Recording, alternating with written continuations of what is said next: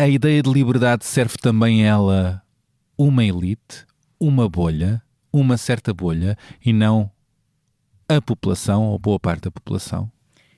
Eu mantenho a pergunta.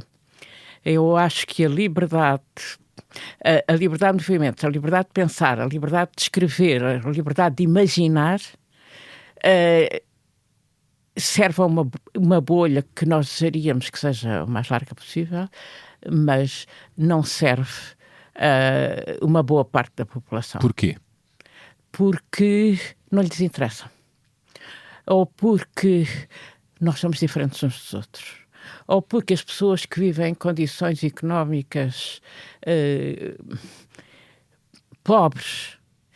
Eu li há 2 dias um texto do Krugman, que tem feito uns textos muito interessantes, Prémio Nobel da Economia, e a denunciar completamente o que se está a passar com a administração americana. E ele aconselha, quando falarem com as pessoas, falem-lhes do preço dos ovos e do preço dos seguros de saúde. É isso que elas vão entender. É isso que mexe com as pessoas. E é isso que mexe com as pessoas. Ter na gentileza companhia, cabem todos nessa travessia. Fala leve que a delicadeza também se senta à nossa mesa. E ela vem daquele mundo estranho. Quanto mais as palavras bonitas, é nesse encontro que começa o entretanto das palavras ditas. E ela vem daquele mundo estranho, das conversas boas e infinitas.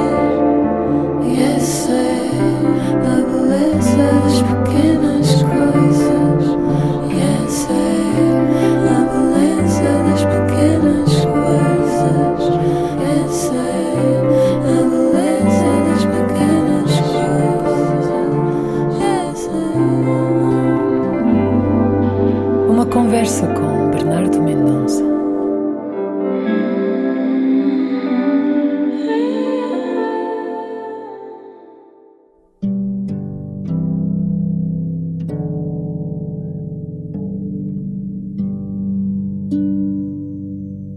Ao preparar esta conversa, lembrei-me do cartaz da dupla de artistas Sara e André, onde se lê: "A liberdade é a coisa mais cara da vida." Uma recriação da conhecida frase de Almada Negreiros: "A alegria é a coisa mais séria da vida." Diria que esta ideia veste por inteiro a minha convidada, a par de outra palavra para ela tão ou mais valiosa: igualdade. Falo de Isabel do Carmo, que cedo formou essa urgência de lutar por um mundo melhor no Barreiro, a cidade onde nasceu. Isabel contou-me que o Barreiro parece uma península, mas é para si uma ilha e está separada de Lisboa pelo Mar da Palha e pelas viagens de barco. Portanto, o seu universo até aos 14 anos foi essa ilha da margem sul, o comboio e o Liceu de Setúbal.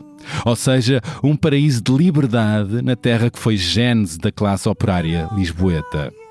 Isabel contou-me também que foi quase tudo bom nesses tempos de escola, exceto o professor de moral, que, pelas suas palavras, era um nazi que embirrou consigo e com a sua fome de liberdade. E de forma quase inevitável, Isabel do Carmo começa um longo caminho de ativismo antifascista. Aos 17 anos, entra para a Faculdade de Medicina de Lisboa, no Hospital de Santa Maria, e adere ao PCP, para depois participar nas revoltas estudantis de 62 e, em 1970, funda as Brigadas Revolucionárias com o companheiro Carlos Antunes. Desde aí, fez da luta armada a sua forma de resistência para tentar derrubar a ditadura. Nessa fase, respondeu por outros nomes. Foi a revolucionária Iva e Elisa. Viveu na clandestinidade, ainda com a filha Beli, bebê, nos braços. Esteve presa 2 vezes antes do 25 de Abril, 10 dias dos quais em isolamento. E depois da Revolução, esteve 4 anos em prisão preventiva, dessa vez com o filho Sérgio junto de si. E chegou a fazer uma longa greve de fome, em protesto, até ser libertada, sem nunca ter sido condenada do que a acusavam durante o PREC. Que força é essa que a comanda desde sempre? Como se resiste tanto à prisão e ao medo, disposta a tudo e até a perder a própria vida em troca da liberdade de um país? De onde vem essa escolha? E o que ficou por contar e esclarecer desse seu passado de luta antifascista?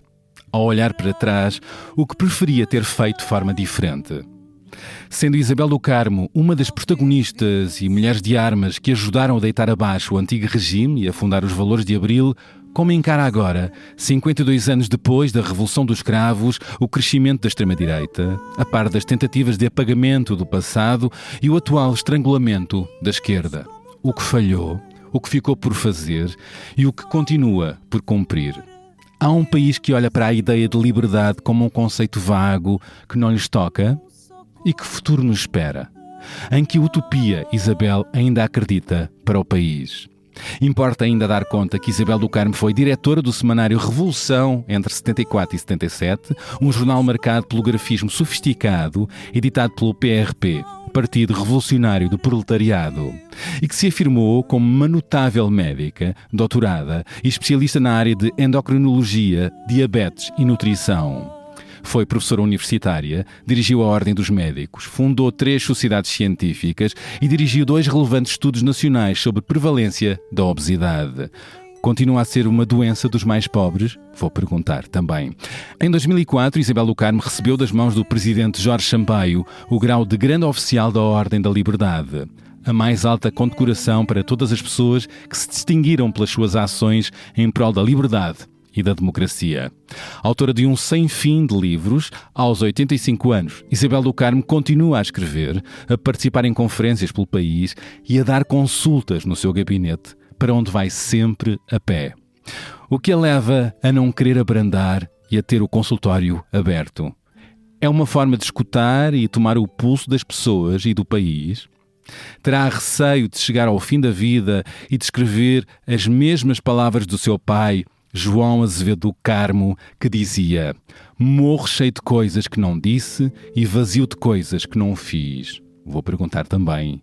Admiro-lhe a energia, a curiosidade, a memória, a coragem, o talento para juntar pessoas e dinamizar comunidades e movimentos sociais, o facto de ser uma devoradora de livros, termo técnico, e de informação, claro, e por debaixo da pele, continuar a correr em si, de forma pujante, a mesma urgência, empatia e sentido de missão que a levou a sonhar os Valores de Abril e a estar na frente dessa batalha. Brava. Questões não me faltam. Vamos ver até onde é que vai esta nossa conversa. É na sala de podcasts do Expresso onde estamos agora. Olá, Isabel do Carmo, bem-vinda, bem regressada ao podcast A Beleza das Pequenas Coisas, mais ou menos 9 anos depois. Olá. Olá, Bernardo. Muito obrigada pelo convite.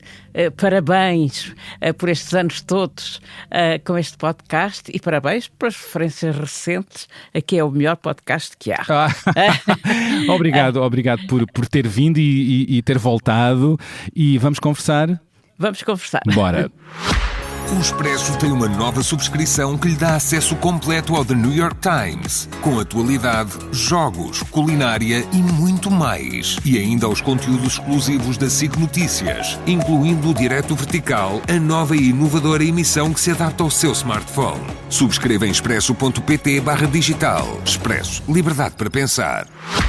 Sendo a Isabel do Carmo uma das protagonistas e mulheres de armas que ajudaram a deitar abaixo o antigo regime e a fundar os Valores de Abril, como é que encara agora, 52 anos depois da Revolução dos Cravos, o crescimento da extrema-direita, que ganha mais terreno a cada eleição, a par das tentativas de apagamento do passado e o atual estrangulamento da esquerda? Pergunto se há em si uma sensação de falhanço ou mágoa. Não há nem falhanço nem mágoa. Há a ideia de que em 74, 75, em Portugal, podíamos ter ido por outro caminho. Porque estava preenchido o caminho da liberdade, e o caminho da liberdade é primeiro que tudo, porque só quem não teve liberdade e tinha medo das paredes e das cadeiras e das pessoas do café e dos vizinhos, claro, e dos vizinhos, só quem viveu nesse ambiente sabe como podemos estar à vontade eu e o Bernardo aqui, os dois, a falarmos no que nos apetecer, sem termos medo que alguém nos escute. Claro que muita gente nos vai escutar, mas que alguém nos escute de uma forma malévola e registre e transcreva para fazer conexões políticas e, eventualmente, para fazer prisões. Portanto, esta ideia de que há liberdade, e uma liberdade que se exprime assim, porque falamos, porque temos ideias, porque... Há liberdade para pensar. É isso. É que dizia-se muito das pessoas que pensava que talvez fossem contra a ditadura, contra o regime, dizia-se, aquele rapaz tem ideias. Tem ideias. Era o que ia lá dentro da cabeça dele. Não fosse alguém com um raio-x policial atingir as ideias daquela pessoa. Isto revela um ambiente, não é? E, portanto, a liberdade é a primeira das coisas. Mas a Revolução Francesa já foi há uns tempos. Há uns tempinhos. Foi a Revolução das Revoluções e falava em fraternidade e em igualdade. E é interessante que a tal extrema-direita era a extrema-direita no Parlamento improvisado da Revolução Francesa, que foi quase ao acaso, sentem-se uns à esquerda, sentem-se uns à direita, e os que estavam na extrema da direita são os mesmos que agora estão nos partidos de extrema-direita. São os herdeiros desse pensamento. Completamente. Assume outras formas, essa extrema-direita, vai beber o mesmo, mas com algumas nuances diferentes? Passaram-se 2 séculos, não é? Quase 3, e as pessoas vestem-se de uma forma diferente, as pessoas usam palavras diferentes. As armas são diferentes? Nomeadamente as redes sociais, mais poderosas, não é? Agora, mas o pensamento, eu tenho pensado muito nisto e falado, o pensamento que está na extrema-direita da Revolução Francesa é o mesmo pensamento, e eu já vou detalhar, que está na extrema-direita portuguesa, a quem eu chamo com a vontade proto-fascista ou fascista mesmo. E porquê? Porque o fascismo não se apresentou sempre da mesma forma. Não é preciso fazer paradas militares em Roma como a Mussolini, nem andar a perseguir e matar judeus como na Alemanha. Foram formas. Mas o pensamento de que estas pessoas, o chefe, o grupo, foram escolhidos por Deus. Eles dizem que são escolhidos por Deus. O Messias, não é? Eles são Messias. Pois. Deus é o Deus, claro, em que eles acreditam, e escolheu-os a eles. Portanto, há uma escolha de Deus, divina. E como é divina, não pode ser decifrada. É assim. É um valor absoluto. Esse valor absoluto do chefe escolhido permanece assim. Desde 1789. É o que está a acontecer com o partido mais à direita, mais extremado, que está na Assembleia da República? É o que está a acontecer, chamamos-lhe o nome, com o Chega. Acha que é um partido proto-fascista ou fascista? Completamente. Porquê?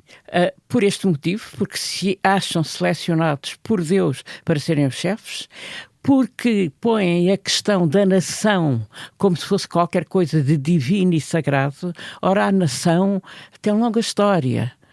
Eu vou escrever um texto, e ainda estou para escrevê-lo, que se chamará Eu, por mim, vim da Anatólia. E tu? Eu digo porque é que vim da Anatólia. Das origens, não é? As origens. Não. Nós somos uma grande misturada, não é, Isabel? Completamente. Se olharmos para os nossos antepassados, com tantas misturadas de povos que o país teve, não é? É toda uma conversa. Não, mas essa conversa é interessante, porque a humanidade veio da África. E depois de atravessar para a Europa, assentou arraiais ali na Anatólia, misturou-se com os que já cá estavam, e eu fiz o DNA. Eu e todas as mulheres portuguesas, ou quase todas, descendemos diretamente daquelas mulheres da Anatólia, pois, que ainda eram castanhinhas naquela altura, porque a pele era castanha e as mais leves, as menos castanhas, é que conseguiram ir para o norte para ver se apanhavam um bocadinho mais de vitamina D. E as castanhinhas vieram para o Mediterrâneo fora, chegaram aqui a esta zona onde estamos há 5.000 anos. Mas há uma coisa engraçada e muito machista, é que os homens que cá estavam desapareceram. Pois é. É que, entretanto, vieram os cavaleiros das estepes. Pois. E em 500 anos... Olha, Uma limpeza. Está agora nos genes. Portanto, no meu DNA, Anatólia, e de todas as mulheres que fizerem, todas vieram de lá. Curioso. Queres falar de outra limpeza? Ou, na verdade, outras mudanças, no caso, na configuração da Assembleia da República, que se ilustra nas votações e na força dos partidos. Se tivesse que apontar grandes erros na esquerda, olhando agora para a esquerda, nos vários partidos, ao longo dos anos, que levaram a esta situação atual, o que diria em síntese que falhou ou que tem falhado? Acho que durante o período do chamado período revolucionário, que foi dos melhores anos da vida de muitas pessoas, da minha foi, houve um sectarismo atroz. Mais pelo PCP, no caso? Era mais forte o PCP. E foi aquele que exerceu realmente um sectarismo que afastou muita gente. E que foi afastando ao longo dos anos, não é? É do género das pessoas dizerem, tu também. Pois. Porque as pessoas foram não suportando esse sectarismo. E também serviu de pretexto às pessoas que se situavam mais ou menos à direita, ou centro-direita, ou centro-esquerda, para justificarem as suas ações. Por exemplo, fala-se muito do caso da ocupação do Rádio Renascença e da República. Eu fui lá visitar os trabalhadores daqueles órgãos de comunicação social. Não vi lá nenhum PC. Não vi lá nenhum militante do PC. E, no entanto, no discurso, na narrativa, particularmente do Partido Socialista, aparece sempre como aquilo sendo uma tomada de posição, uma ocupação do Partido Comunista. E, portanto, um perigo. Porque consideravam o comunismo era um perigo, quando naquela altura a União Soviética queria tudo menos estar a aguentar um regime comunista aqui na ponta da Europa, num país pobre e difícil de desenvolver. Portanto, há aqui culpas há coisas que não são bem culpas. Por exemplo, quando o Partido Socialista faz este combate ao Partido Comunista e ganha no 25 de novembro, a ideia do Partido Socialista não é de institucionalizar ou de instaurar uma sociedade socialista. Longe disso. Quer uma sociedade dita democrática liberal com um regime capitalista. Faz regressar os donos dos bancos, que seria engraçado também ver alguns bancos da sua longa história, faz regressar um regime de organização capitalista. E num país, para mim, a organização capitalista é sempre mau. Porque... E começa-se a contar isso de novo depois da Revolução, com o PS e os partidos com mais pressão, à direita e à esquerda. Instauram-se o capitalismo, porque há de facto os grandes bancos, as grandes empresas que, eu naturalmente vou falar em termos muito... militantes. Há algumas pessoas, eu sinto que estão a levantar a sobrancelha. Neste momento, talvez. Já estão a dizer, lá está ela. Lá está. Mas eu acho que daqui a uns 200 anos as pessoas olharão para a nossa sociedade como nós olhamos para os escravocratas. Pois. E dizem assim, mas havia umas pessoas que todos os dias estavam ali, ou nas máquinas, ou nos computadores, porque agora está tudo no computador a bater teclas. Estavam ali para aumentar o dinheiro dos indivíduos que queriam ter um património imenso, enriquecer mais enorme, e mais. Ter mais prédios, mais barcos, depois vão com tudo para a Uma Copa. grande maioria que são os novos escravos, é isso? Exatamente. Houve uma melhoria. as pessoas não são donas do seu próprio, aparentemente donas do seu próprio corpo, podem ir para aqui, para lá, atravessar a estrada, mergulhar no mar, dizer o que pensam, mas quando trabalham para o trem. Quer refletir também outra coisa, ainda sobre uma certa direita que se radicalizou e certas linhas vermelhas que, por vezes, deixaram de existir nos últimos anos. E eu pergunto se considera que a eleição do presidente seguro vai equilibrar a governação, trazer mais moderação e um diálogo entre as partes.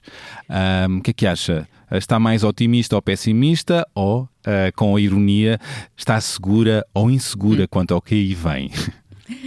Foi uma grande alegria.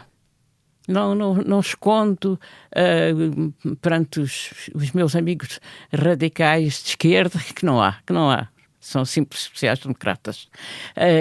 Não escondo que foi uma enorme alegria, porque 2/3 dos votantes portugueses rejeitaram o Ventura, rejeitaram o Chega. Isto tem que ter um significado.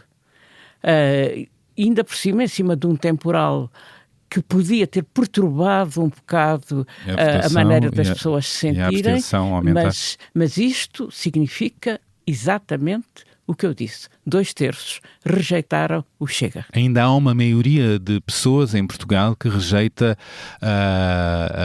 líderes e partidos radicais, racistas, quando há bocadinho eu falava. Xenófobos. Nas raças é exatamente... Não há raças humanas. Não há caucasianos. Não há. Está demonstrado cientificamente. Mas aquelas pessoas são racistas, rejeitam. Eu ouvi o discurso do Marco Rubio aqui há uns dias e é verdadeiramente, suavemente fascista. Nós, os europeus, nós que combatemos os outros povos, nós que temos a cultura ocidental, portanto, nós somos os maiores. Uma noção de superioridade, não é? Em relação aos africanos, em relação às pessoas que ele considera para lá do Ocidente, ou seja, no Oriente, para as pessoas que viviam lá no sítio onde ele vive, né, na América, que eram os índios, e que foram esmagados. Contra essas pessoas, contra as pessoas que têm assim uma cor meia bege, castanho clara, mas que devem ter lá no meio uns genezinhos vindos da África. Esses não. Essa conversa tão antiga que já criou tantos horrores na história do mundo, a história não se repete, mas ensina. E eu pergunto de outra maneira sobre o mesmo, já vi que está otimista, ainda bem, mas acha, por outro lado, virando aquela ampulheta ao contrário, não é? Isso é o tempo. Acha que caminhamos a passos largos para uma nova ditadura e que é uma questão de tempo até subir ao poder um partido antidemocrático? Recordo que a cada eleição o Chega vai crescendo. Mas não cresceu agora. Há umas contas feitas aqui e ali que, visto de certa maneira, não é? Ele, desde as legislativas, depois para as autárquicas, desceu mesmo. Não há mais contas a fazer senão isto, nem percentagens, nem coisas esquisitas. E seguro teve e agora, o melhor resultado de sempre de um candidato. São os milhões de pessoas. Portanto, não... Porque há um pessimismo de esquerda que também é um bocadinho irritante. Que pessimismo de esquerda é esse? Que é achar que está sempre tudo mal. Que está sempre tudo... pois é, mas... ganhou o seguro. Sim, mas... Mas o quê? Mas o seguro não vai conseguir. Sabes bem como é que é o PS. O PS vai sempre contemporizar. Mas esse cinismo tanto está à direita como está à esquerda, a olhar para seguro. Eu preocupo-me com a esquerda. Atualmente a esquerda com mais pressão é uma esquerda cínica? Não. Eu acho, pelo contrário, que a esquerda atual é muitíssimo melhor que a esquerda do 25 de Abril de 74. Com certeza. Eu dou-me diariamente com pessoas do Partido Comunista e trabalho com elas em coisas da saúde, por exemplo, e outras, que nessa altura me viravam a cara. ou que diziam que eu era uma perigosa esquerdista.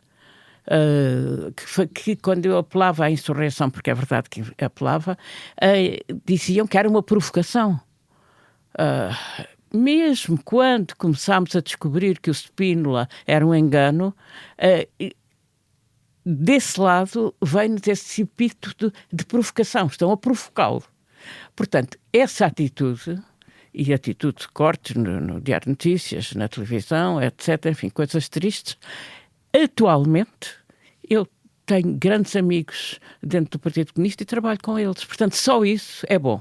Depois, o aparecimento de gente nova, de outra geração, no Bloco de Esquerda, a Catarina fez uma excelente campanha.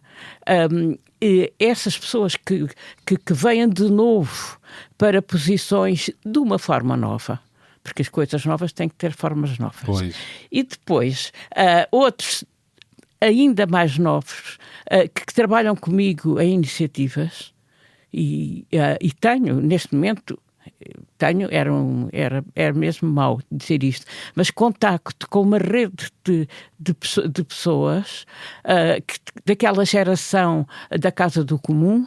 Um espaço cultural no Bairro Alto. Um espaço cultural aberto. Tem amigos e amigas de partidos de direita e de esquerda, atualmente? Agora, olhando exatamente para o que está a dizer. Tem amigos no PS, tem amigos do PSD? Eu tenho amigos em partidos de esquerda, como acabo de dizer. Tenho amigos... tenho um amigo que votou branco nestas eleições. E eu fiquei chocada. E perguntei-lhe, mas então votou branco? E ele explicou-me desta maneira, que é singular. Eu não gostava nem de um nem do outro. Ok, até aí. Mas tínhamos que rejeitar um. Mas não posso votar numa pessoa que é a favor da eutanásia. Portanto, e é meu amigo, este é meu amigo, somos amigos. Eu com esta conversa fiquei a conhecê-lo melhor. Continuo a ser tão amiga como era. Mas percebeu que tinha um olhar conservador sobre certos... mas percebo sobre certos temas. Que há certas... eu percebo em relação a alguns temas que as pessoas não aceitam.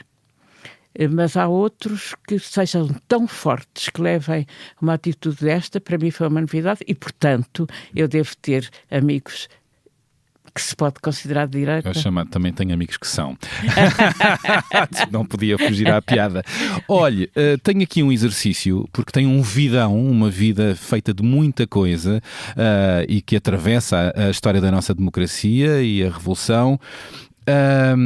A sua vida dava um filme, uma série, um livro, ou tudo junto, e já que foi protagonista de momentos fortes no passado, lanço o desafio: se estivesse a produzir um filme ou a escrever uma autobiografia, começaria com que cena? Como é que começaria esse filme? Com uma cena forte da sua vida?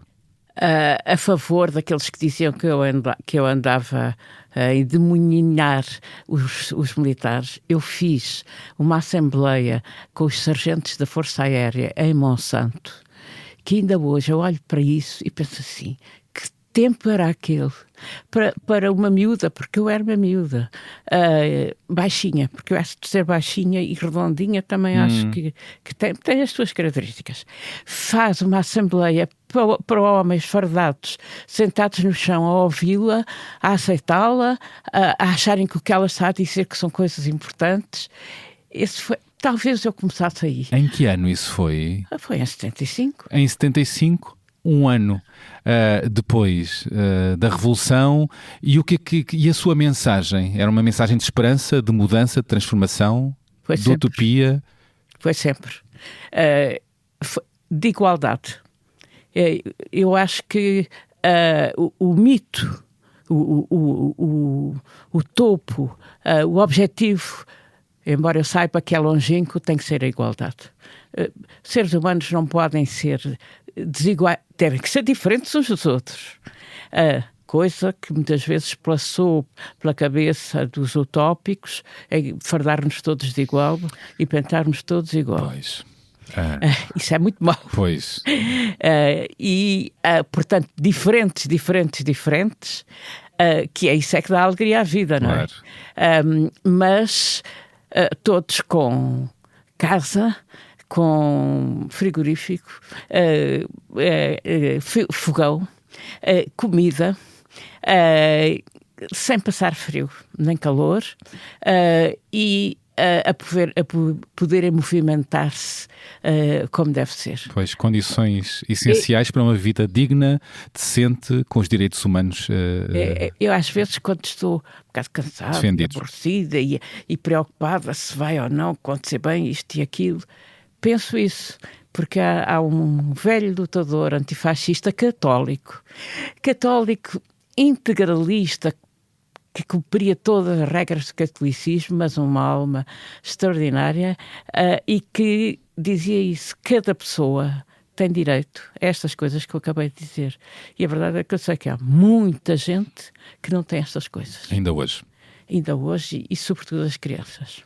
Isso não é algo que no processo da Revolução? Claro. Quase que voltamos à primeira pergunta, não é? Isso é falhar, não é? Claro que falhou. Uma ideia de país.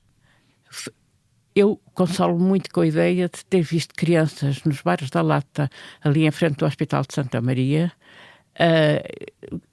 e essas crianças hoje serem pessoas crescidas, que vivem dentro de casas que foram elas próprias, mães delas, que conquistaram com a sua luta. Consolo-me com isso, mas sei que há muitas outras crianças que vivem na miséria. E a miséria é humilhante. E agora, em situações mais difíceis, a pandemia foi um caso, agora com as tempestades, outro caso, são as famílias com menos recursos e com casas mais frágeis, as primeiras a sofrer, não é? E temos visto isto nas reportagens. Fez parte do PC, como já disse, esteve nas greves estudantis e depois, com Carlos Antunes, fundou as Brigadas Revolucionárias numa cisão do PCP, ao defenderem a luta armada contra o regime do Estado Novo e a guerra colonial. Parecem ter ficado quase apagadas da história da queda da ditadura o papel das ações armadas, não é? Porque ajudaram a desorientar o regime, não é? Esse papel está bem contado. É uma das coisas que eu contarei num livro que vou escrever, não em detalhe, mas para lembrar que não foi só as brigadas, a partir de 70 houve em 1969 tinha havido umas eleições, as pessoas tinham-se organizado de uma forma diferente e, mais uma vez, perderam, houve repressão, etc. A partir de 70 até ao 25 de Abril há grandes transformações. Houve a ARA, não é? Houve as Brigadas Revolucionárias, houve a ARA, primeiro que tudo foi a primeira ação foi da ARA. A Luar, não é? A Luar, nessa altura, nesses anos, terá feito também, mas foi sobretudo o facto do PC ter encarado finalmente de frente fazer ações armadas, coisa... A ARA, que era a Ação Revolucionária Armada do PCP, e ainda os católicos progressistas. Era o que eu ia dizer. É que de 70 a 74 aparecem os cristãos para o socialismo, chamados católicos progressistas. Há na Capela do Rato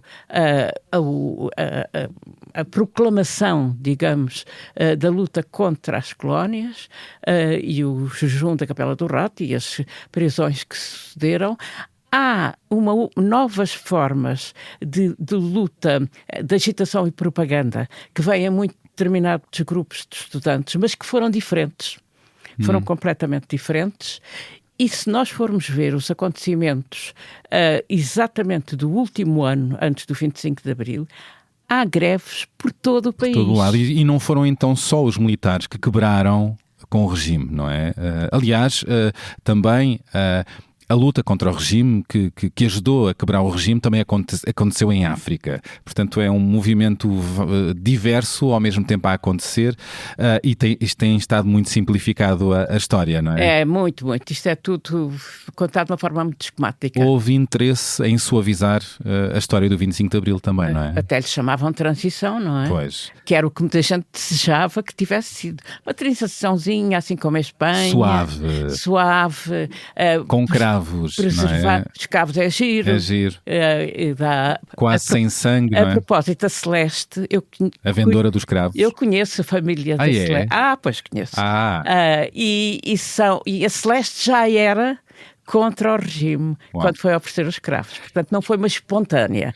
Ela era contra. E eu conheço, já tinha ali um ativismo. Eu conheço a filha e a neta. Boa. E ligado a isto, eu pergunto, entrou nas brigadas revolucionárias disposta a tudo? Não teve medo? Tive muito medo. Eu acho que todas as pessoas que enfrentaram a ditadura, o regime, o fascismo, tiveram medo. Como é que combateu esse medo ou como é que foi combatendo esse medo? Eu tive medo, mas não tive pânico.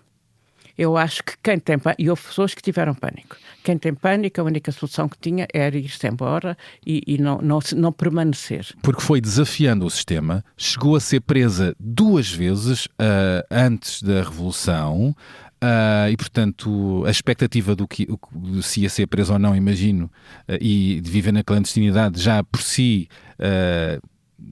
envolve medo, não é? E depois esteve presa, não é? No antigo regime. Como é que se gera o medo? O medo é isso que disse. É importante nós não transformarmos o medo em pânico, porque o pânico vai nos transformar fisicamente. Nunca lhe aconteceu? Pânico nunca tive. Mas no segredo, no isolamento, fiz uma asneira terrível, bebi café todo o dia, não havia sequer relógio. As grades davam para as pernas de um guarda que andava para trás e para diante. E houve um dia em que me passou esta triste ideia na cabeça, tinha uma lata de café solúvel e tive todo o dia a beber café. Ao fim do dia estava doida. Houve uma coisa que eu pensei, o melhor é morrer. Mas não me passou pela cabecinha denunciar ninguém. Nomes É que nem me passou pela cabeça. E isso, orgulho-me disso. É porque eu podia ter pensado para acabar com isto, mas não. Pensei, o melhor é o morrer. Porque isso sofrimento é atroz. Já ouvi resistentes que passaram pela prisão que disseram que a melhor forma de resistir era não mostrar fragilidade. Ou seja, quem sofria mais na prisão nas mãos dos guardas era quem mostrava fragilidade. É assim? De certeza. E eu lembro sempre 2 grandes amigos, que é a Conceição Matos e o Domingos Abrantes. Eu estou a falar deles. Eu quero que eles sejam eternos, porque aquelas 2 pessoas para mim significam verdadeiramente a resistência. E aquelas 2 pessoas resistiram porque tinham um alvo, tinham um fito, tinham um objetivo, que era derrubar o regime e tinham o objetivo do comunismo. Lá está, são das tais pessoas que nunca foram sectárias. Nunca. Eu, às vezes, digo à Conceição, quando os SUV, que era uma coisa muito esquerdista, fizeram a manifestação da Avenida da Liberdade e o Partido Comunista não estava assim propriamente muito afim, a Conceição saiu do Vitória, veio para a beira da estrada aplaudir os SUV. Eu digo-lhe isto às vezes, Conceição, tu não te lembras que tu vieste aplaudir os SUV? Para mim isto tem um significado daquela mulher não esteve à espera que algum chefe, algum controleiro lhe dissesse vais ou não vais. Ela foi espontaneamente para aquilo que era a Revolução. E eles, sei bem que resistiram porque tinham um fito.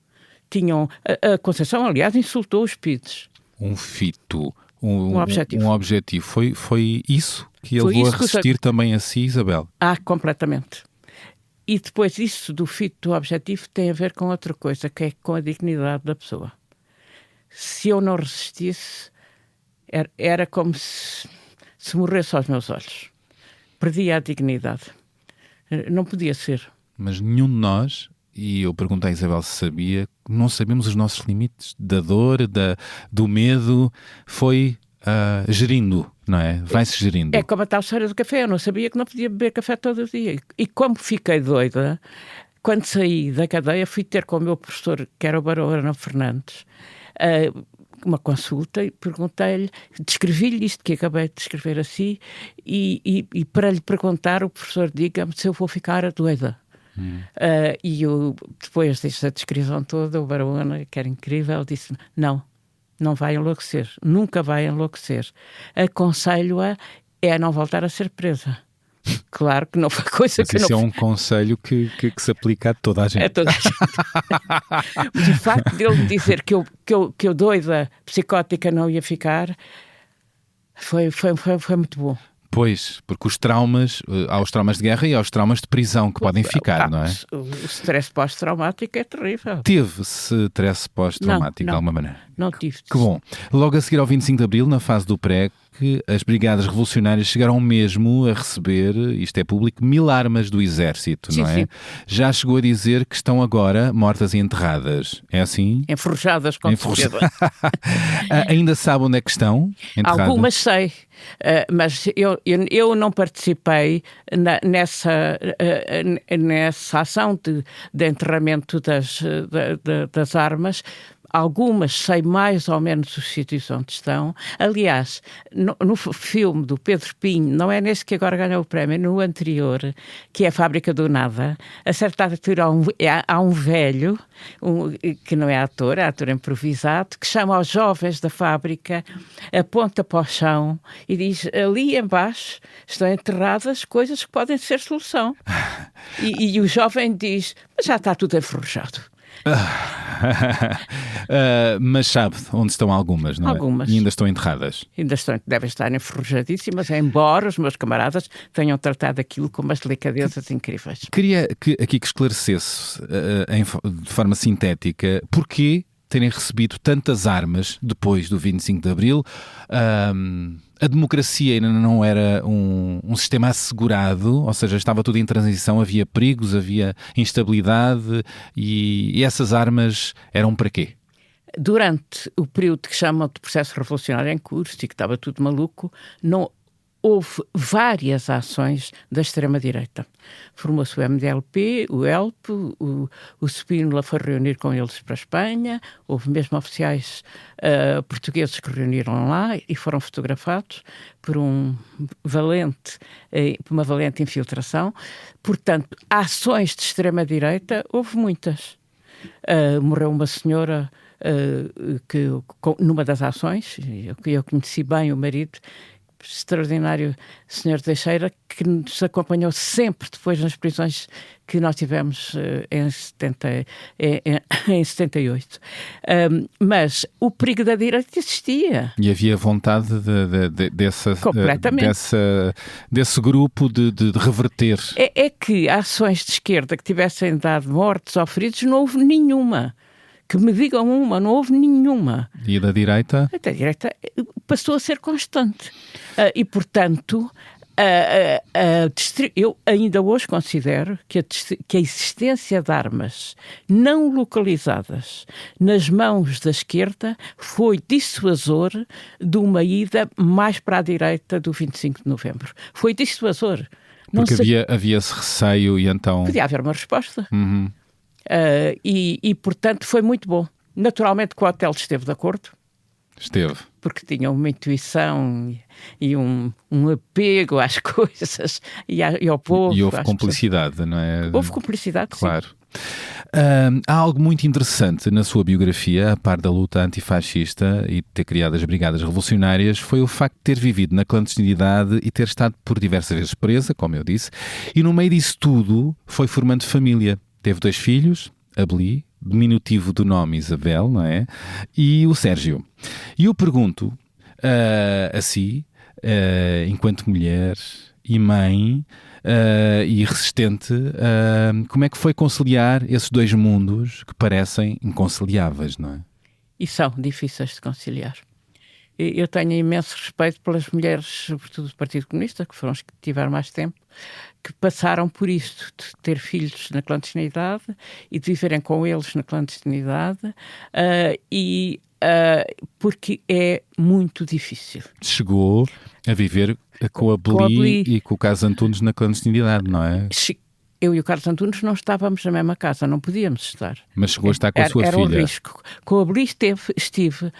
A Beli era uma criança de 8 meses, sim, 8 meses, um ano, e que queria ir para a rua, que não percebia nada do que é que se passava ali. Criança, claro. Havia um camarada meu que ia buscá-la para ela ir ver os cães à rua, porque ela pedia, era uma palavra que ela pedia, era cão, cão.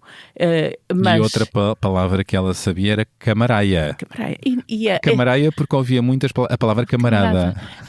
E nós, mas o que é que ela está a dizer? Mas que palavra é esta? Até que alguém decifra, ela está a dizer camarada. Filha de Isabel do Carmo, pelo amor de Deus. É verdade. Mas é muito difícil estar com uma criança na clandestinidade. Foi mais fácil estar com o Sérgio na cadeia, e foram 4 anos, do que com a Beli na clandestinidade. A Beli depois acabou por ir para o Barreiro, e fui ter com ela ao Barreiro. Eu agora estive a rever, porque eu fiz um registro das coisas. Agora é que eu descobri, num aqueles cadernos que havia muito giros, Moleskine, com a capa preta, fui fazendo registro. E fui ter com a Beli no dia 26. Eu jogava que tinha sido no próprio dia 25, não, foi no dia 26 e depois voltei lá no dia 27.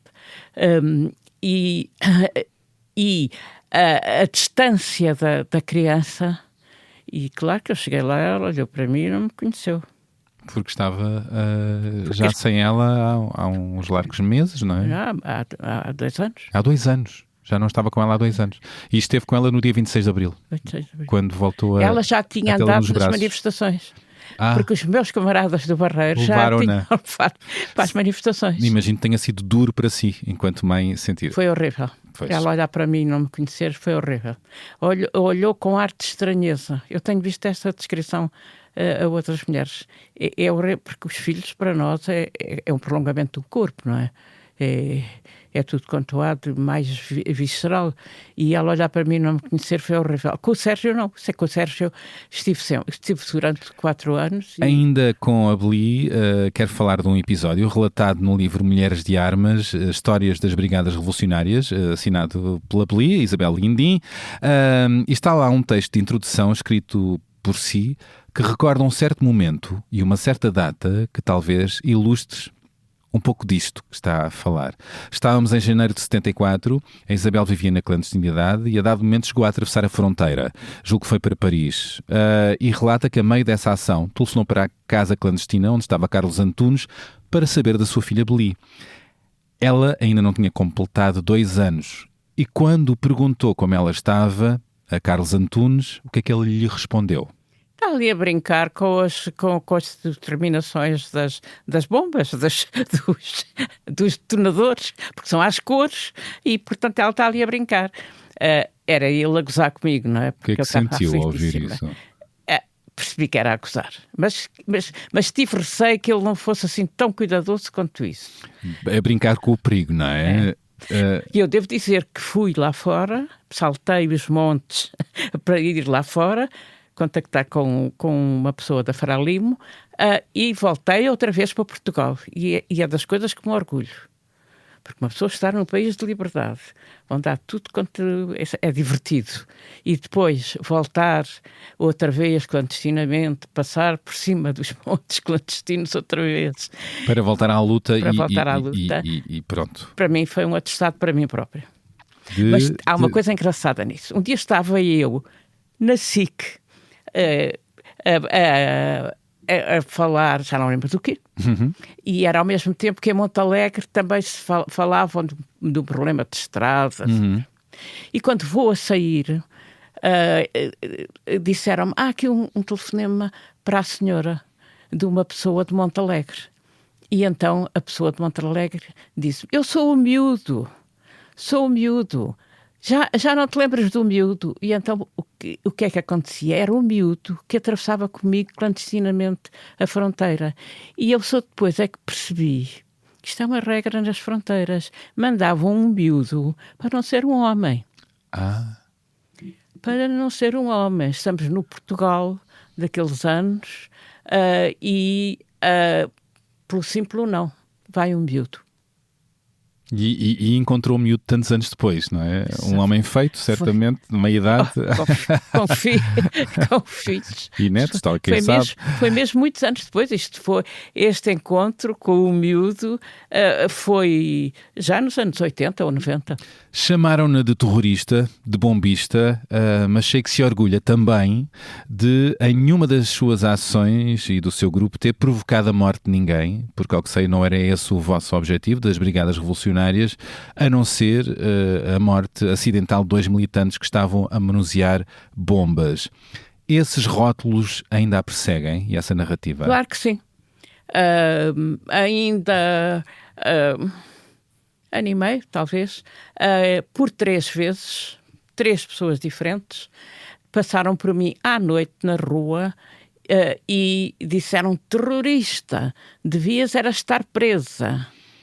Assim, o que significa que estas pessoas, que com certeza são apoiantes da tal extrema-direita, se puderem, metem-me na cadeia, porque sou terrorista. Porque ou sou, ou fui, ou eles imaginam. O que é que diz a essas pessoas e a outras que pensam nessa palavra quando pensam no seu nome?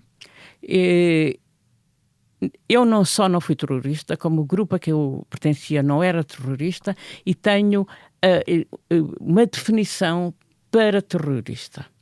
Terroristas são grupos que desencadeiam rebentamentos de bombas no meio da comunidade, sem serem alvos escolhidos, e esse rebentamento vai causar terror na comunidade. E mortes. Claro, são bombas. Isto devia ser muito estudado, mas não há. Eu fiz um livro sobre a luta armada, estudei o que pude e como pude, mas não tenho meios para ir à Itália ver os arquivos das Brigadas Vermelhas. Uhum. Não tenho meios para ir à Alemanha ver o Baden-Meinhof.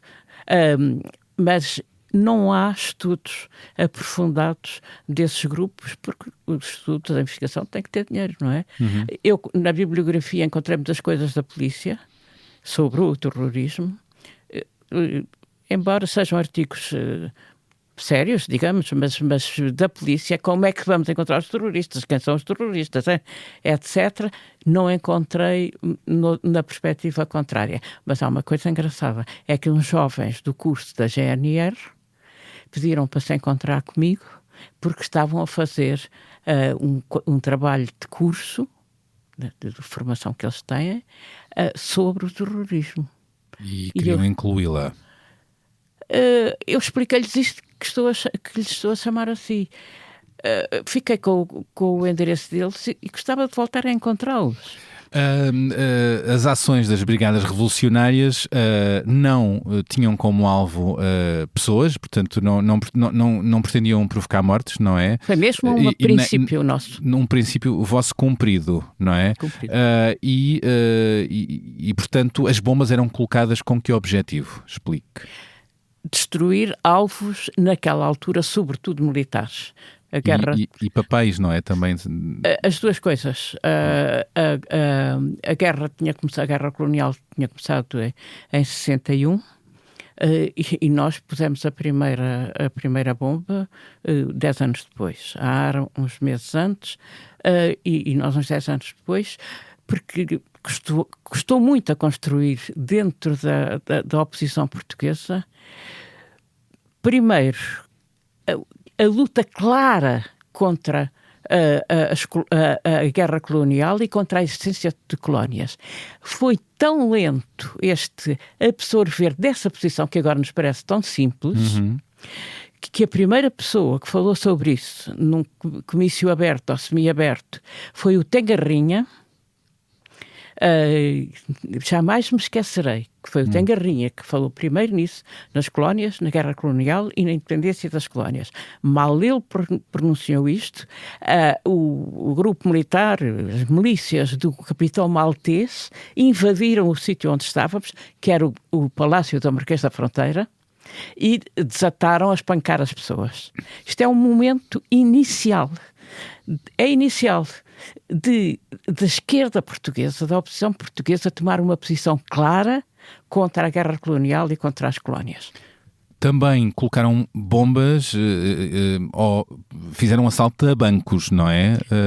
Para financiar a luta. Essa foi assim? Não havia outra coisa. Não há partidos sem dinheiro. Depois do 25 de Abril, e isso agora é claro, o Partido Socialista, o PSD, o Partido Comunista receberam dinheiro de países.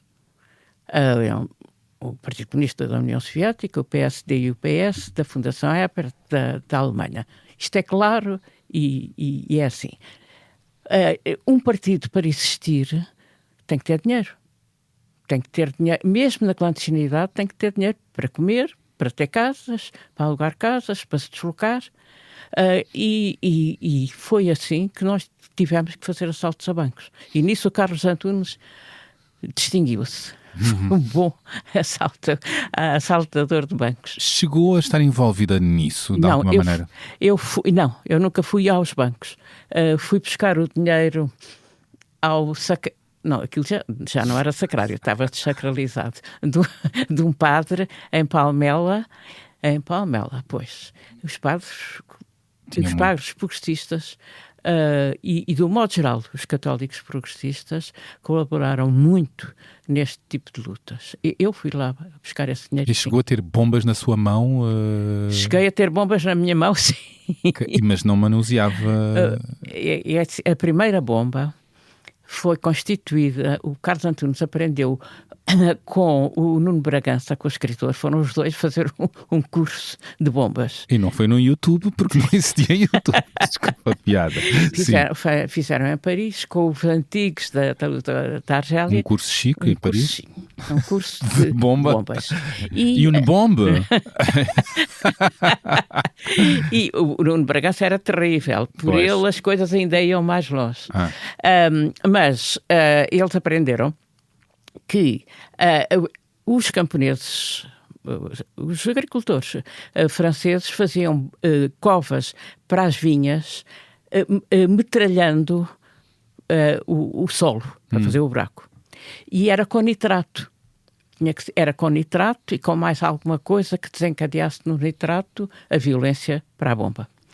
E foi assim que nós pedimos a um colega meu e nosso camarada, que era o Rui de Oliveira, que tinha um laboratório, e uma pessoa que tem um laboratório pode encomendar quilos de nitrato.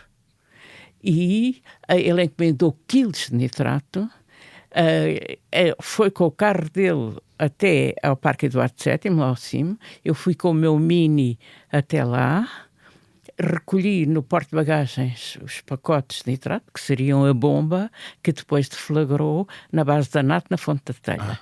E é esse nitrato, o explosivo, que eu meto no porta-bagagens e levo à casa de outras pessoas que nos apoiavam, onde depois o Carlos Antunes... Na casa para elas guardarem. Estás falando assim. Na garagem. Na garagem. Na garagem. E onde depois o Carlos Antunes foi buscar, misturou com pó de alumínio, que faz com que aquilo tenha mais densidade explosiva. Na casa da primeira brigada criada no Barreiro. Uma lição de físico-química, Isabel, não? Assim, uma coisa química. Quem quiser agora fazer, o plástico é mais prático. Pois. Em casa do Artílio Batista, com cuja família eu continuo a dar-me e até a fazer coisas em conjunto com eles, que era um velho, foi meu primo, João Lobo, que nos conduziu ao Artílio para formar a primeira brigada, e aí, na banheira, o Carlos Antunes fez a bomba. Na banheira o Carlos Antunes fez a bomba. É uma imagem. É uma imagem, completamente. E a Isabel estava onde? Eu aí... Eu não estava lá. Não estava lá, ok. Não, eu não estava lá, não. Pois. Isso, as separadinhas, sermos apanhados os dois ao mesmo tempo, era Pois, mal. havia sempre essa tática, não é? Sempre. Foram acusados de assaltar bancos já depois do 25 de Abril, na altura do PREC. Isso foi verdade ou não? Nós fomos acusados de assaltar bancos. É verdade, em 76, não estou a dizer que é verdade termos assaltado. Em 76, depois do 25 de novembro, houve assaltos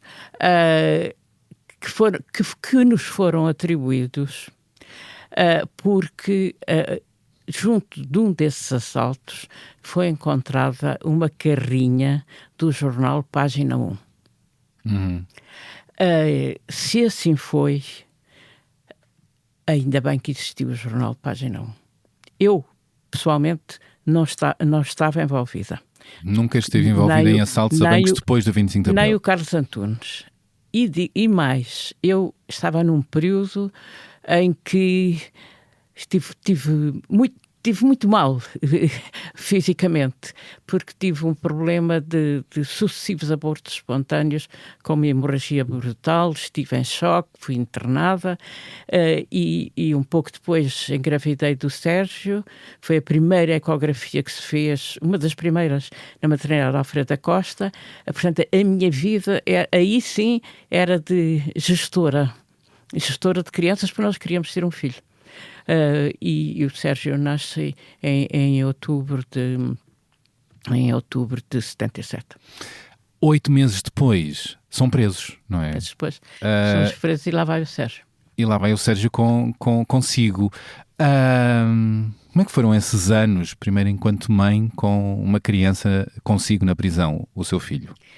É um benefício para a mãe. Uhum. Porque é uma companhia. E o seu filho? E para ele também. Também. Porque eu tive muito isolamento depois do 25 de Abril. Eu fui presa, no outro dia confirmei nos tais papéis que encontrei. Eu fui presa em junho de 78 e saí do isolamento a 1 de fevereiro de 79. Eu tive um longo isolamento. E o seu filho era muito pequenino, não é? O Sérgio era um bebê. Era um bebê, portanto, aí estar com a mãe... De 8 meses, eu estava radiante da vida. Claro. E eu às vezes queria ler e dava-lhe as revistas, ele pedia as revistas. Lembro-me que ele já dizia bebê, porque para pedir as revistas era para o bebê. Então toma lá para o bebê. Então, Beli dizia Camaraia... O Sérgio dizia bebê, porque eram as revistas em que para eu ver se eu lia um bocadinho, e tive um isolamento muito mau. Muito mau? Muito mau. Porque ainda existia uma coisa que era as Mónicas. A cadeia. A cadeia, do antigo convento das Mónicas. Com grandes ferrolhos, uma cadeia assim muito antiga, não é? A cela era mesmo a antiga. Como se vê nos filmes. E a dirigente da cadeia era uma senhora que tinha sido secretária do Marcelo Caetano, fiel secretária até ao fim. Acompanhou-o até ele entrar no quartel do Carmo. Nem sei se ela entrou. Essa senhora tinha esse espírito. Tinha não só esse espírito do antigo regime. Um certo lado sádico? Acho que sim. Porque ela tinha uma secretária, onde recebia as presas todas, era ela que verdadeiramente não era a diretora nunca aparecia, e tinha em cima da secretária um esqueleto, assim virado para a pessoa que está a ser recebida, e por baixo do esqueleto estava escrito: todos acabamos assim. É assim. Ui.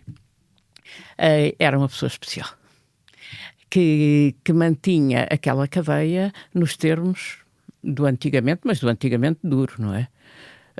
Banho uma vez por semana nas antigas instalações das freiras, e tinha uma curiosidade que eu não aceitei, é que as crianças, as mães que tinham crianças, a criança era separada da mãe. Era separada, visto que a mãe era uma malfeitora e, portanto, a criança tem que ser separada. Aí conseguiu bater o pé? Fiquei sempre com o Sérgio. Eu e uma cigana. A cigana disse: não tiram o menino daqui. E ela ficou, e eu fiquei sempre com o Sérgio. Dado momento, entra, tal como Carlos Antunes, numa greve de fome, nessa fase, uma greve de fome de 30 dias, não é? Uma longa greve de fome. Ao que sei, a Isabel esteve mesmo em risco de vida. E eu pergunto se estava disposta a morrer por uma causa e mesmo deixar os seus filhos. Era complicado, mas estava. Não podia voltar para trás. Mesmo sendo mãe? Mesmo sendo mãe. Quando as pessoas se metem numa destas de fazer uma greve da fome, não é uma brincadeira. Às vezes vejo aí greves da fome. Greve da fome é para ir até ao fim, se for necessário. Mas não vacilou por eles? Não vacilei. Mas foram dos tempos mais difíceis da minha vida, com certeza. Olhando para trás, que é o que estamos a fazer, nunca se arrepende de ter esticado a corda nessa altura, com a greve de fome, que a deixou em risco de vida, não é? Nunca me arrependo das coisas políticas que fiz. Se posso arrepender-me de um ou outro detalhe de relações pessoais, às vezes mais conflituosas, mas no fundamental não me arrependo.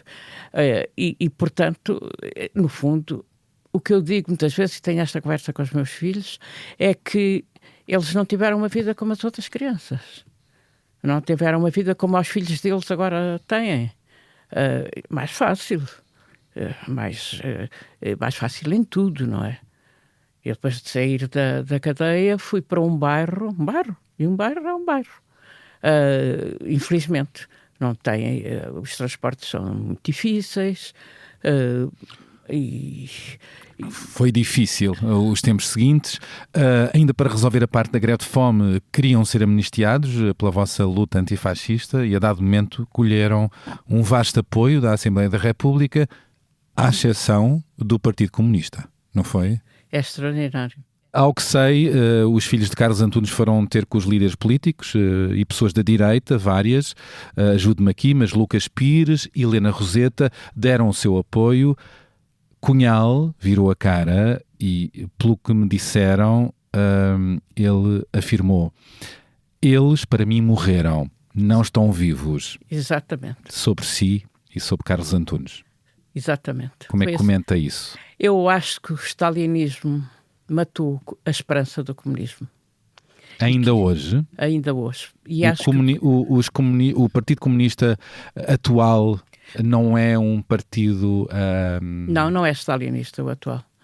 Simplesmente nunca fez o corte, nunca fez a ruptura formal e pública. E era essencial que o Partido Comunista atual fizesse esse corte para limpar esse lado do passado. Acho que eu não percebo porque é que não fizeram, porque é que não fazem. Não percebo. Porque há duas revoluções, a de 1917 do Lenin e do Trotsky e a de 1926 do Stalin. Eu estou a dizer as datas que a Hannah Arendt evoca, e ela própria diz a Revolução de 17, a Revolução de 26. E a de 26 é o anti-leninismo, é o anticomunismo, é o Stalin com a sua ditadura, com a repressão. Uma ditadura à esquerda. Da esquerda, quer dizer, chamar esquerda àquilo é calúnia. Mas o Partido Comunista estava nesse caminho? O Partido Comunista esteve sempre muito dependente da União Soviética. Logo, talvez.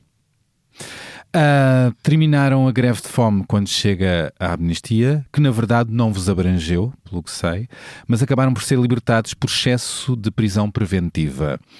Se não fossem libertados nessa altura, como é que seria a sua história, Isabel? Teria outro fim? Era mau fim. Mas era a que eu imaginava, a certa altura. Então? Porque nós tivemos um primeiro julgamento no Tribunal da Boa Hora, que era igual ao plenário, com os juízes do plenário, que nos condenaram, e com, mais uma vez, um acusador público, que era o Maia Costa. Eu gosto sempre de dizer o nome dele e tenho uma fotografia dele a ler o jornal da Intersindical sentado no lugar de procurador. E, portanto, ele pediu a nossa condenação. O tribunal condenou-nos a números enormíssimos. O Carlos Antunes a 16 anos, eu a 14 ou a 12, a minha sobrinha Fernanda era absolvida. Era absolvida pelo procurador. E diga-se de passagem que o meu cunhado, que eu estimava imenso, foi o primeiro presidente da Câmara depois do 25 de Abril. E ela era filha dele. Portanto, aí eu imaginei, vou ficar 12 anos, longe dos meus filhos, o que é que isto vai ser? Carlos Antunes, sempre otimista, como foi sempre, disse, não, isto vai ser 6 meses. Claro, não foram 6 meses, foram 4 anos. Mas esse julgamento foi anulado e depois, por déficits na instrução e houve recurso e foi anulado. Mas depois tive N julgamentos. Já estava habituada a ir a tribunal. Pois. E estava disposta a fazer nova greve de fome? Como arma? O Carlos Antunes fez. E podia ter morrido. Quando ele fez, eu não fiz. Talvez estivesse disposta, mas já sabia que aquilo... Eu, quando olhei para as minhas análises na greve da fome, na urgência, qualquer doente que eu visse com aquelas análises não lhe dava muito tempo de vida. E eu, duas colegas minhas, queridas, que foram ter comigo à urgência, olharam para as análises e disseram: "Olha, Isabel, não sejas parva." Ou seja, vê lá, foi a Zitinha Auel e a Antónia, e a Zitinha Auel era nessa altura casada com o Otávio Pato, mas não era pessoa para se limitar. Portanto, meter-me noutra... Talvez não. Talvez não. Tenho aqui um áudio surpresa. Estava à espera disto, de um áudio. Um áudio? Um áudio que vai ouvir agora. Surpresa, sabe de quem? Não sei nada. Não sabe. Do seu filho, Sérgio Antunes, arquiteto de profissão. Abriu muita boca. Fruto da união com o Carlos Antunes, e vou juntá-lo agora à conversa, precisamente neste momento, como se ele se juntasse aqui ao nosso lado, como surpresa um sidekick, absoluta. para continuarmos nesta reflexão. Vamos a isto? Vamos. Olá mãe, olá Bernardo, eu espero que se estejam a divertir. Uma das características da nossa vida em família é que estamos constantemente em discussões teóricas. Caráter político ou caráter filosófico, o que for. Eu assisto desde muito pequeno a essas discussões, em que algumas delas não participava, mas tenho muito mais prazer nelas do que nas discussões práticas.